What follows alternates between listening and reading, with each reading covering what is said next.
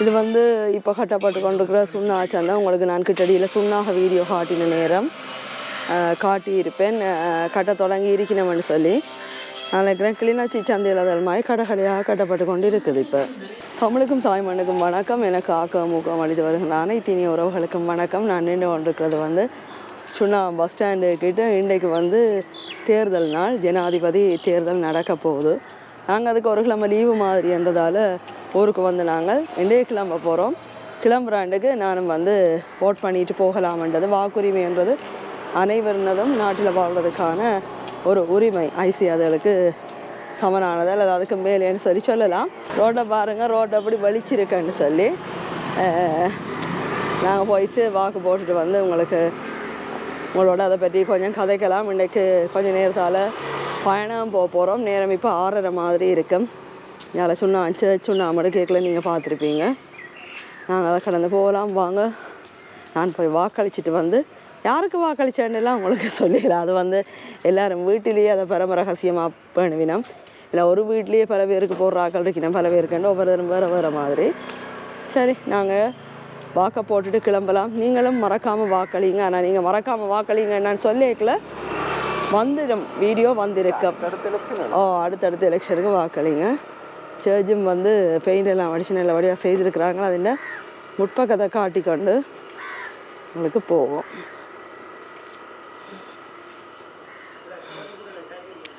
இந்த பயணம் பண்ணுறது எங்களுக்கு கொஞ்சம் இலகுவாக இருக்கும், வாகனம் குறைவாக இருக்கும். எலெக்ஷன் நாட்டுக்கான பேர் பயந்து கிளம்ப மாட்டாங்க பெருசாக.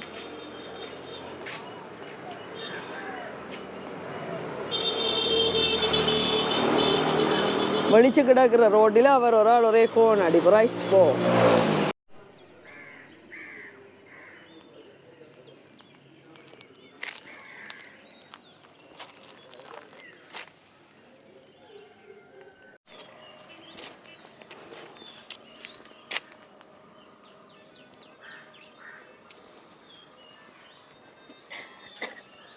எங்களோட ஒரு விரல் புரட்சி முடிஞ்சது. நாங்கள் இன்னைக்கு கிளம்பி போகலாம். அதில் வந்து ஒரு ஆளுக்கு மட்டுமெண்டா புல்லடி போடலாமா, 3 பேருக்கு போடுறேன்டா 1 2 3 2 விருப்பு வாக்கு என்ற வீதத்தில் போடலாம். நான் வந்து விருப்பு வாக்குப்படி போட்டிருந்தேன். சரி, நாங்கள் இன்னைக்கு கிளம்பி போயிட்டு உங்களுக்கு யாழ்ப்பாணத்தில் நாங்கள் வந்த நேரம் யாழ்ப்பாணம் எப்படி மாறி இருக்குது, அது சம்மந்தமான சுவையான சில பல கதைகளோட கொழும்பை நோக்கி புறப்படலாம். வாருங்க. நாங்கள் எலெக்ஷன் எல்லாம் முடித்து வந்து பேக்கெல்லாம் அடுக்கி 10 மணிக்கு சட்டியாக ஷாப்பாக 10 மணிக்கு சந்தி கிடக்குது. கார் வெளிக்கிட்டாச்சு. நாங்கள் பாட்டு போட்டுட்டு தான் நேகம் பயணம் பண்ணுவினோம். பாட்டை நிப்பாட்டுங்க, குறைஞ்ச புத்தூர் வரைக்கும் மாதிரி பாட்டை நிப்பாட்டுங்க. ஊரை பார்த்துட்டு வரணும், ஊரை பார்த்துட்டு வரணும்னு சொல்லி ஊரை பார்த்து கொண்டு வந்தது. எத்தனை முறை பார்த்தாலும் பார்க்கலாம். கரிசக்காடு தான், வெயில் தான். ரெண்டாலும் அவரவருக்கு தான் இருந்த இடம், வாழ்ந்த இடம் எல்லாமே பெருசு. வரைக்க வாரோம்ன்ற மகிழ்ச்சியோடு வாரது. போகைக்கில் வந்து போகிறோம்னு சொல்லிச்சேன்னா கவலை தான். அதுக்காக பாட்டை நிப்பாட்டு என்று சொல்லி போட்டு நான் அதை பார்த்துட்டு வாரேன். இதுக்குள்ளே நாங்கள் நிறைய விஷயங்களுக்கு போய் வந்திருப்போம். ஒன்று வந்து துக்கியம்மன் கோயில் தீர்த்தம். அது நான் உங்களுக்கு வீடியோ பண்ணி போடல. ஏன்னா போன வருஷத்துக்கு முதல் வருஷம் 2022ஆம் ஆண்டு. அந்த வருஷம் அநேகமாக நிறைய கோயில் திருவிழாக்கள் எடுத்து போட்டினான். அதே நேரம் உங்களுக்கு அதையும் வீடியோவாக போட்டிருப்பேன். அதே மாதிரி கடல் தீர்த்தம் ஒரு மிக பிரமாண்டமான ஒரு திருவிழா.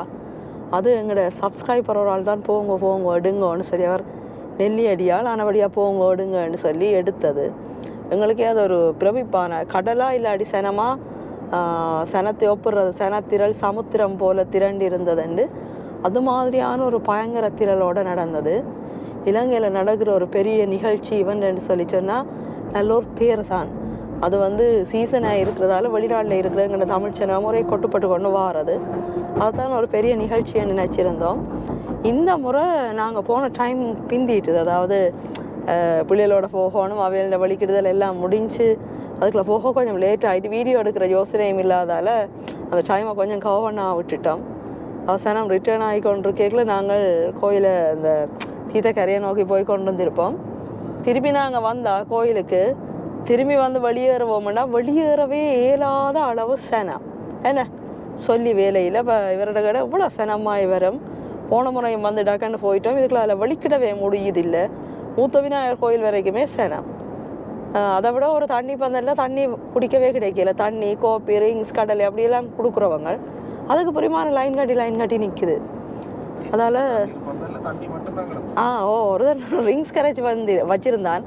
கடலுக்கு போன சனம் ரிட்டர்ன் ஆகி திரும்பி வரைக்குள்ள கோயில் அடியில் வச்சு கொடுக்குறேன். கோயில் பிற்பக்க வாசலில் அவர் ரிங்ஸ் எல்லாம் முடிஞ்சு தண்ணி குடிச்சா தண்ணிக்கே கடும் போட்டி சனம் கொண்டு வந்து போத்தில் ஏந்தி வேண்டும். ஏனென்று சொன்னால் உண்மையில் போட்டு வர சரியான டயர்ட். இது வளமையில் மழைறாங்கிற சீசன் உண்டு. சில காலங்களில் அப்படி தான் கொஞ்சம் தள்ளி போகும் மழை.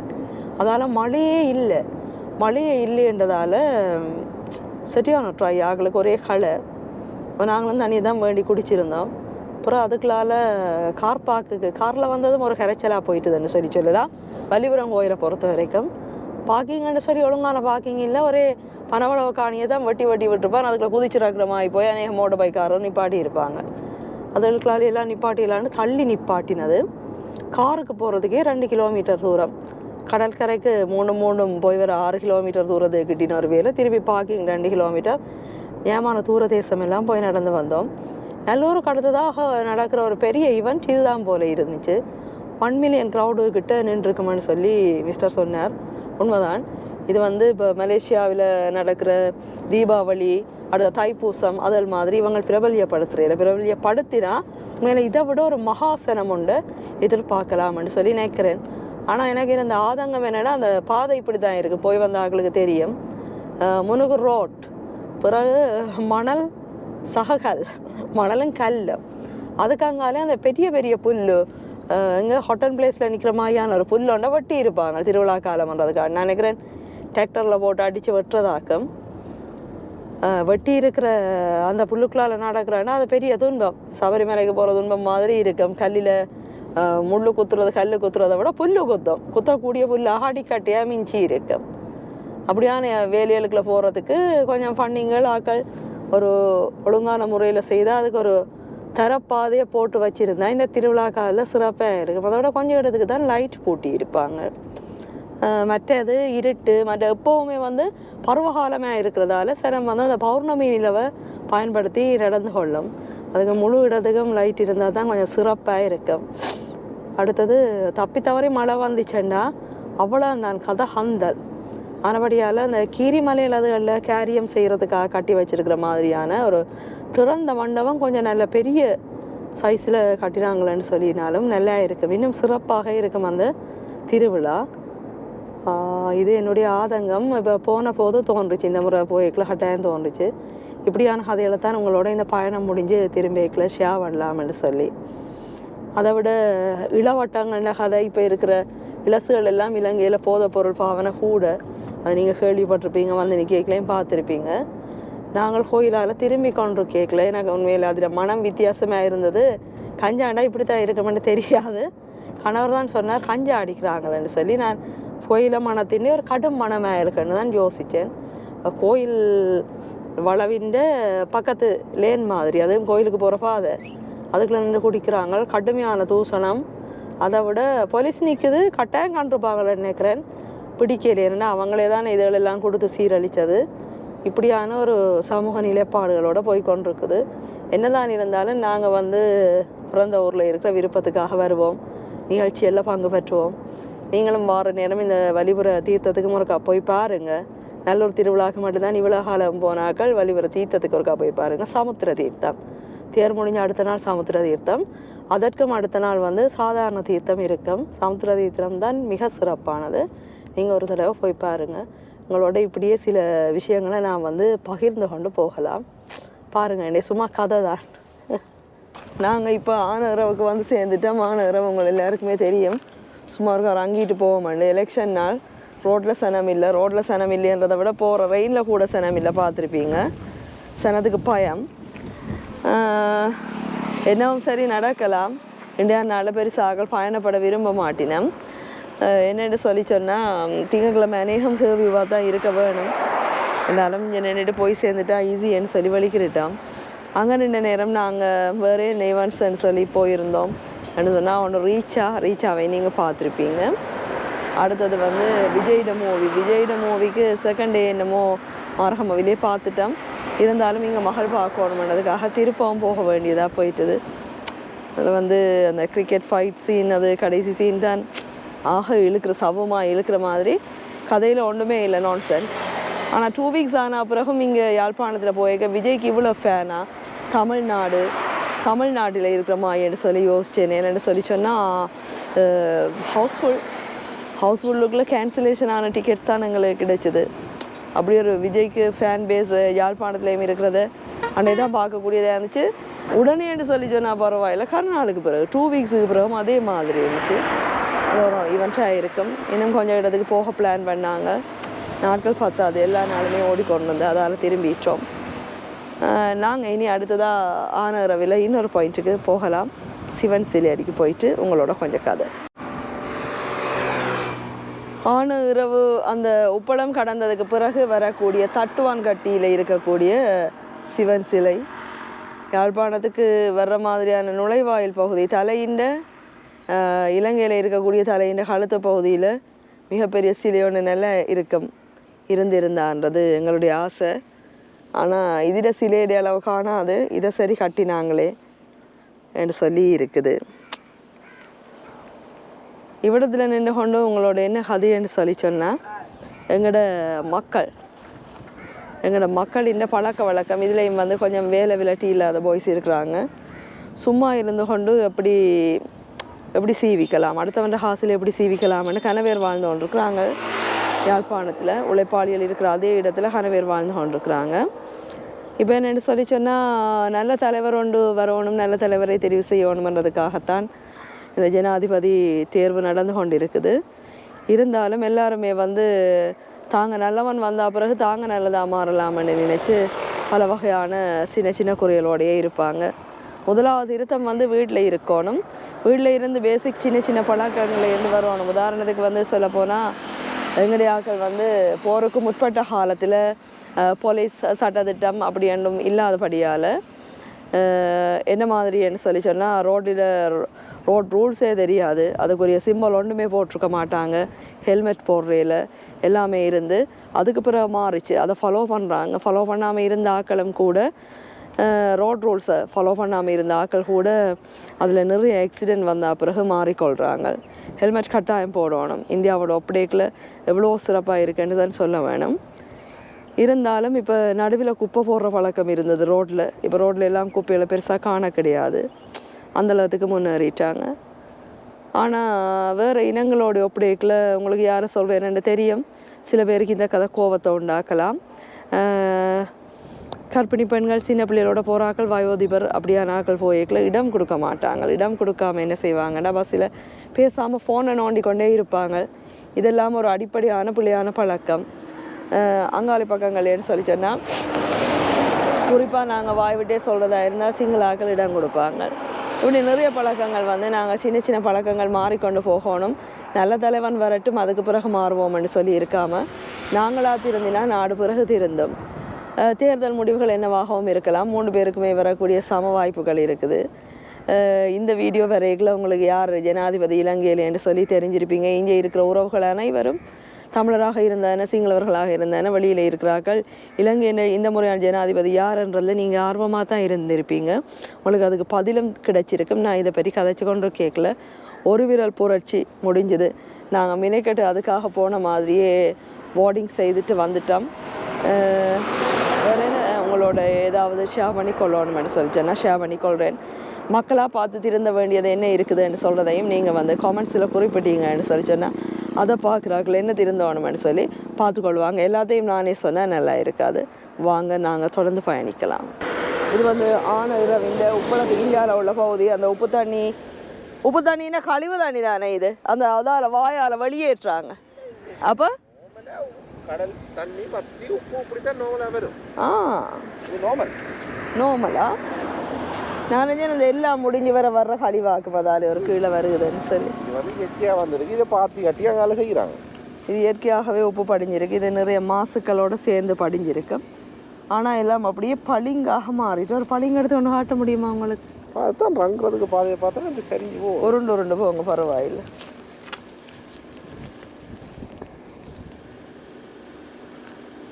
இயற்கையாக உருவாகியுள்ள உப்புக்கள்.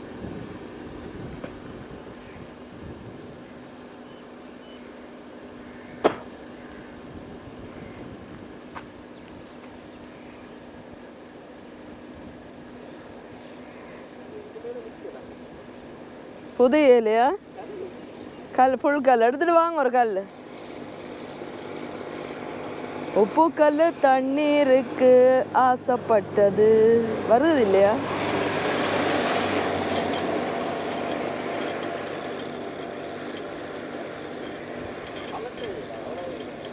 என்ன பாஸ், நீங்கள் வந்து ஒரு கார்த்திகை பூ வாங்கி கொண்டு வந்த மாய், குறிஞ்சி மலரை கொண்டு வந்த மாய் இவ்வளோ கஷ்டப்பட்டு கொண்டாடுறீங்க பாப்போம். அதில் வாங்க போட்டு தான் உடைக்கணுமா? காட்டுங்க பாப்போம். கல் பக்கமாக காட்டுங்க. நைஸ், ரத்தின பளிங்கு மாதிரி. ஓ, செம வைரமா, பயங்கர வைரமாக இருக்குது. தொடவே கல்லுத்தான். கிளிநொச்சி நகரம் இப்போ எப்படி இருக்குன்னு சொல்லி பாருங்கள். 2024 கடைசி பகுதியில் இன்றைக்கு சற்று பயத்தோட எல்லாருமே ஒதுங்கி இருக்கிறதால பாதை கொஞ்சம் ஃப்ரீயாக இருக்கு. ஆனால் அங்கே சுண்ணாமதுலாம் திறந்துருக்குறாங்களே, இவங்க பூட்டேன்னு கிளிநொச்சி டவுன் பூட்டி இருக்குது. சுண்ணான் டவுனால் அப்படியே கிளம்பிட்டோம். யாழ்ப்பாணம் என்ன செய்தாங்களோ தெரியல. கிளிநொச்சி டவுன் ஃபுல்லாக பூட்டி இருக்கு இன்றைக்கு எலெக்ஷன் டேன்றதால.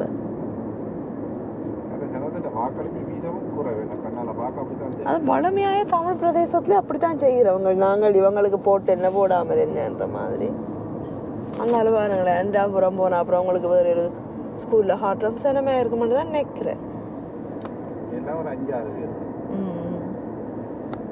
யாழ்ப்பாணத்தில் இருந்ததை விட இங்கே வெண்ணி குறைவு. இன்னும் இருக்கவும் குறைவு, ஆக்களும் குறைவு தான். நாங்கள் விடிய போன போதே ஓரளவு சனம்னுண்டது. பயண பாதையில் எப்போவுமே எங்களோட தமிழர்களின் பழக்கமாக இருக்கும் முருகண்டி பிள்ளையார் தரிசனம். அருள்மிகு திரு முருகண்டி பிள்ளையார் ஆலயத்தை நாங்கள் தரிசித்து கொண்டு போகலாம்.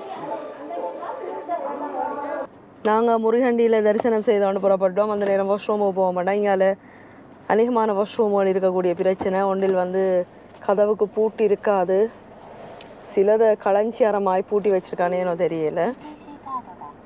சில வாஷ்ரூம் வந்து சாப்பிட்டுட்டு போனால் அதுக்குள்ளே சத்தி எடுத்துடலாம் மாதிரி இருக்கும். அது நிறைய பிரச்சனைகள், வாஷ்ரூமை மெயின்டைன் பண்ணாத பிரச்சனைகள். அதை விட ஏசி பஸ் நிறைய காசு பண்ணுறவங்க என்ன செய்வாங்களேன்னு சொல்லி சொன்னால், தங்களுக்கு டிரைவர் கண்டக்டருக்கு நல்ல காசு வருது தானே. நீங்களும் பயணம் பண்ணியிருப்பீங்க இப்போ ரயில் இல்லாத காலங்களில். கொண்டே அடிக்கிற வாஷ்ரூம்னா அதுக்கு காட்டுக்குள்ளே போகிற மாதிரியான ஒரு தூரத்துக்கு போகணும். ஆனால் அது சாக பழைய ஒரு பாத்ரூமாக தான் இருக்கும். அடிப்படையாக ஒரு பைப் தண்ணி வரக்கூடிய ஒரு டாய்லெட், நார்மல் டாய்லெட் உண்டு. இதிலெல்லாம் என்ன சொல்கிறது, அடுத்த கட்டத்துக்கு போகணும்னு சொன்னால் இதுலேயும் முன்னேற்றம் இருக்கணும். முன்னேற்றம்னா முதலாவது நீட் தண்ணி வரணும். அடுத்தது கழிப்பறைக்கான கட்டணம் எடுக்கிறாங்க. கழிப்பறைக்கான கட்டணம் எடுக்கிறதால அது எப்படியோ நீட்டாக வச்சுருக்க வேண்டியது, அதில் வர புளியெல்லாம் திருத்த வேண்டியது, லொக்குடஞ்சா போட வேண்டியது, அதுகளெல்லாம் நல்ல தலைவரை தீர்வியல் செய்து கொள்ள வேண்டிய ஒரு திருத்தம். நேரம் 12:50 ஆயிட்டுது. நாங்கள் இப்போ வவுனியாவுக்கு வந்து சேர்ந்துட்டோம். வவுனியா நகரம் வந்து கிளிநொச்சி மாதிரியே இன்றைக்கு தேர்தல் நாள்ன்றதால முழுக்க ஆஃப் ஆகிருக்கிறத பார்க்கலாம்.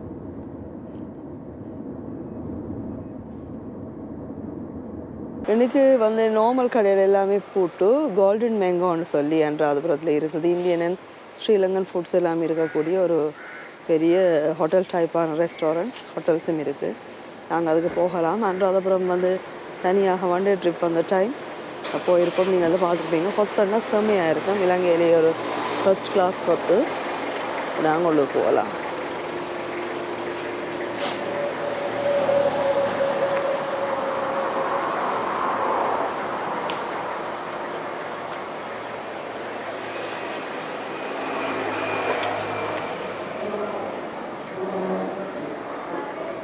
ஸோ இது கூட வலிச்சு போய் தான் இருக்குது.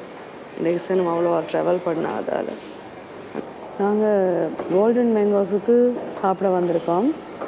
இது ஒரு பெரிய ஹோட்டல் உண்டு. இதில் சனம் வந்து நிரம்பி வலிஞ்சு இடமே இல்லாமல் நின்று கொண்டிருக்கும் வெயிட்டிங்கில். வெள்ளைக்காரங்களை நிறைய கொட்டுப்படுற இடம். நான் என்றால் அப்புறம் வீடியோ எடுத்த நேரம் இங்கே சாப்பிட்ருந்தேன். கொத்தன்னு சொல்லி சொன்னால் ஃபர்ஸ்ட் கிளாஸ் கொத்து. என்னோடய பிஎன்எஸ்சில் நல்லா இருக்குது. மற்றது இவங்கட அந்தளவு டேஸ்ட்டில் வேறு ஒரு இடமே நான் கொத்து சாப்பிட்றது கிடையாது.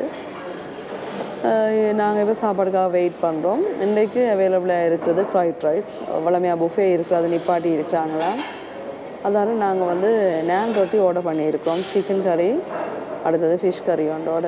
இலங்கையில் வந்து சராசரியாக ஒரு ஆள் ஒரு நார்மல் சாப்பாடு ஒன்று சாப்பிட்றேன்றாலும் ஒரு நல்ல இடத்துல 1000 மாதிரி முடியும் ஆளுக்கு. அது பொருளாதார ஏற்றத்துக்கு பிறகு வந்திருக்கிற நிலைமை. இதில் உங்களுக்கு சில இந்த ஃபுட் கோர்ட் அல்லது ரெஸ்டாரண்ட் அதோட அப்டேட்டை சொல்லலாம்னு சொல்லி நினைக்கிறேன். யாழ்ப்பாணத்தை பொறுத்த வரைக்கும் அங்கே வந்து 2-3 இடங்களில் புதுசாக KFC திறந்துருக்காங்க. ஒன்று வந்து சுன்னாகம் எங்கள் நகரில் திறந்துருக்காங்க ஒன்று KFC. அடுத்தது வந்து சாவகச்சேரியில் இருந்துச்சு. எல்லாமே டவுன் ஏரியா, முதலே டவுனாக இருக்கக்கூடிய இடங்கள். பட் அன்றைக்கு கிருஷ்ணன் கோயில் திருவிழாவுக்கு தீர்த்தத்துக்கு போய்க்குள்ள பார்த்தா நெல்லியடி இந்த 3 நகரத்துலேயும் திறந்துருக்கு. முந்தி வந்து ஜெஃப்னாவில் மட்டும் இருந்தது. அது வந்து காகில்ஸ் பில்டிங்குக்குள்ளே தான், அநேகம் காகில்ஸ் ஃபுட் சிட்டியோடு தான் சேர்ந்து இருக்கிறது. அதே மாதிரி இங்கேயும் அப்படி தான் இருந்தது. அதை விட இப்போ சுண்ணாம், சாவச்சேரி, நெல்லியடி 3 இடத்துலேயும் திறந்துருக்குறாங்க. அதோட பீஸா இருக்கிற அதே ஹாஸ்பிட்டல் ரோட்லேயே வந்து டொமினோ பீஸா திறந்துருக்கு. டொமினோ பீஸா நீங்கள் விரும்புகிறாக்கள் இருக்கிறீங்களோ தெரியா, உங்களுக்கு ஒரு தகவலுக்காக சொல்கிறேன். அடுத்தது நாங்கள் இங்கேருந்து ஜெஃப்னா போய்க்குள்ள பார்த்த வீடியோவை பார்த்தீங்கன்னா தெரியும். சேலம் RR பிரியாணி ரெஸ்டாரண்ட் என்ன, அது வந்து இப்போ புதிதாக திறக்கப்பட்டது ஹாஸ்பிட்டல் ரோட்டில். புதிதாக திறக்கப்பட்டோண்டு அங்கே வந்து எங்களுக்கு இந்த முறை சாப்பிட கிடைக்கவே இல்லை. அடுத்த முறை போய்க்குள்ள பார்க்கலாம். நாங்கள் வந்து சங்கட்ட வெட்டிங்கில் ஜெஸ்ஸியை சந்திச்சிருந்தோம். அந்த நேரம் கேட்கல சொல்லியிருந்தார். மட்டன் 2000ம் சிக்கன் ஏதோ 1000+ விலைக்கும் இருக்குன்னு சொல்லி உண்டாது. அதுக்கு பக்கத்துலேயே இன்னும் ஒரு கடை திறந்துருக்குறாங்க. ஒரு பிடி என்ற ஏதோ போட்டபடி, ஒரு பிடி என்ற வசனம் வில்லேஜ் குக்கிங் சமையல்காரங்களால் ஃபேமஸான ஒரு வசனம். இன்றைக்கு ஒரு பிடி என்று சொல்கிறது. அது பேரில் ஒரு கடை, அது ஒரு மோட்டோவான வசனம். கடையோட பேர் நீங்கள் பார்த்தீங்களா? இல்லை என்ன பேர்?